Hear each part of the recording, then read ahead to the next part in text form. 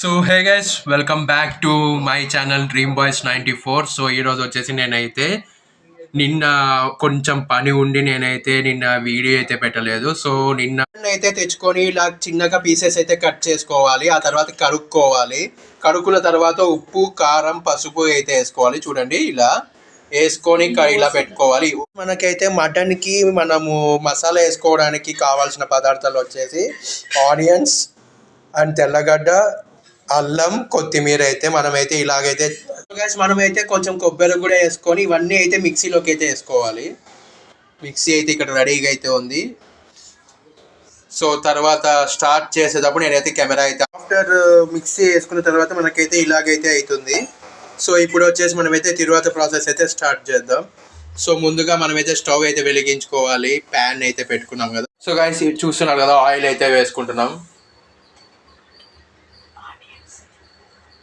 So ఇప్పుడైతే మనమైతే onions అయితే వేయాలి. సో గైస్ చూస్తున్నారు కదా, ఆనియన్స్ అయితే వేస్తున్నాం. సో ఇవి రెడ్గా అయిన తర్వాత మనమైతే మిగతా ప్రాసెస్ అయితే స్టార్ట్ చేయాలి.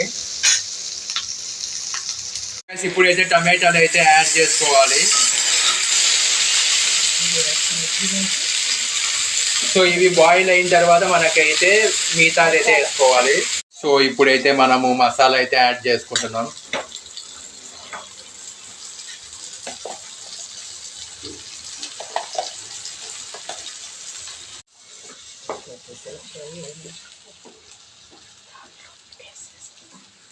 సో కొంచెం సేపు అయిన తర్వాత మనమైతే అందులోకి అయితే వేసేసుకోవాలి. ఇక్కడ చూస్తున్నారు కదా, ఇలాగైతే బాయిల్ అయితే 5-6 విజిల్స్ తర్వాత మనమైతే దించుకున్నాం కదా, ఇలాగైతే అయ్యింది మటన్. సో ఇప్పుడు అదంతా వచ్చి దీంట్లోకి అయితే వేయాలి కదా. ఇప్పుడైతే ఆ మసాలా అదంతా దీంట్లోకి అయితే వేసుకుంటున్నాం. చూడండి,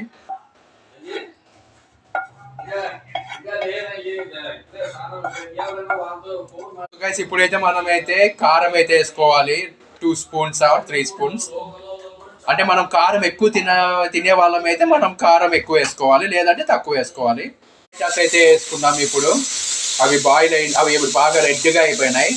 సో అందుకు మనమైతే టమాటాస్ అయితే వేసుకున్నాం. చూస్తున్నారు కదా.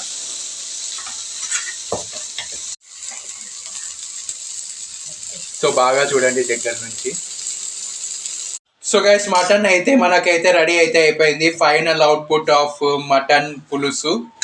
సో చాలా అంటే చాలా టేస్టీగా వచ్చింది. అండ్ ముక్కలు కూడా చాలా అంటే చాలా నీట్గా బాయిల్ అయ్యాయి. మటన్ ఇప్పుడే టేస్ట్ చేయడం అయితే జరిగింది. చాలా అంటే చాలా బాగుంది. అండ్ ముక్కలు కూడా చాలా అంటే చాలా నీట్గా బాయిల్ అయితే అయిపోయాయి. సో ఇది అయితే బ్లాక్ బస్టర్ రెసిపీ అనేది